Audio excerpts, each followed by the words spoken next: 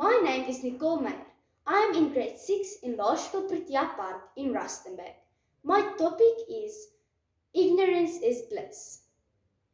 Have you ever searched your symptoms online and went from, it's just a headache to, what?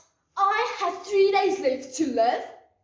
The 1 minute you are fine with a light headache, and the next you are dying, drafting your will and deciding which sibling gets your Stanley collection and who gets your room. Chairperson, ladies and gentlemen, welcome to the information age, a dazzling buffet of facts, where somehow we leave the table more anxious than satisfied. It's like opening Pandora's box, but with Wi-Fi. Today I stand before you to argue that sometimes ignorance is bliss. Firstly, ignorance can protect our happiness. Our minds, when overloaded, become like hamsters on Red Bull, running furiously, but going nowhere. On the webpage www.psychologytoday.com of 12 August 2025 in the article, Not knowing is better than knowing, Dr. Asher, a psychologist and director of the Stress Anxiety Clinic in Utah, states that research shows that overthinking feeds anxiety and lowers life satisfaction. Children do not lie awake at night worrying about petrol prices or foot and mouth disease. No, we worry about whether we forgot to put our lunchbox in the basin this weekend, and if my PB&J sandwich is now building its own ecosystem in my lunchbox. And honestly, we seem lighter, more free, and sunnier.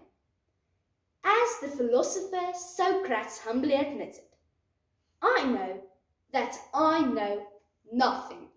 Sometimes not knowing every possible disaster allows us to enjoy today instead of overthinking tomorrow's storms. Secondly, ignorance can boost confidence and performance. Knowledge is a double-edged sword. It can sharpen wisdom, but can also slice courage. Studies on the Dunning-Kruger effect, done by the philologists David Dunning and Justin Kruger of the Cornell University, published in the Journal of Personality and Social Psychology of 2023, suggest that those who know less about a task often feel more confident attempting it.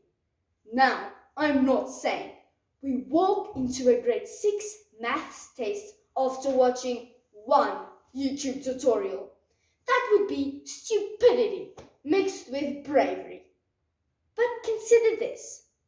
If we fully understood the pain and stress of our first public speaking competition, would we have entered? Probably not. A little ignorance is like a pair of training wheels for the mind. It steadies just enough to begin. And as the saying goes, well begun is half done. Lastly, ignorance can save relationships. Do we really need to know who ate the last slice of pizza? No, because knowing leads to accusations. Accusations leads to arguments. And suddenly dinner turns into a courtroom drama. Some mysteries are better unsolved, and some battles are best left forgotten.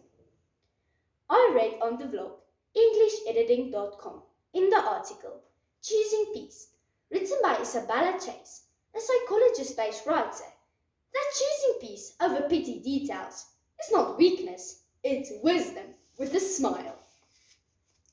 Chairperson, knowledge and education lights the path of progress. But there's a difference between being informed and being overwhelmed, between wisdom and worry. As Confucius, the Chinese philosopher, reminds us, real knowledge is to know the extent of one's ignorance. Ignorance, when used wisely, is not stupidity, it's serenity. It protects our happiness, boosts our confidence, and even saves our relationships. So the next time someone says, "What? You didn't know?" Smile calmly and reply, "Exactly. Ignorance is bliss."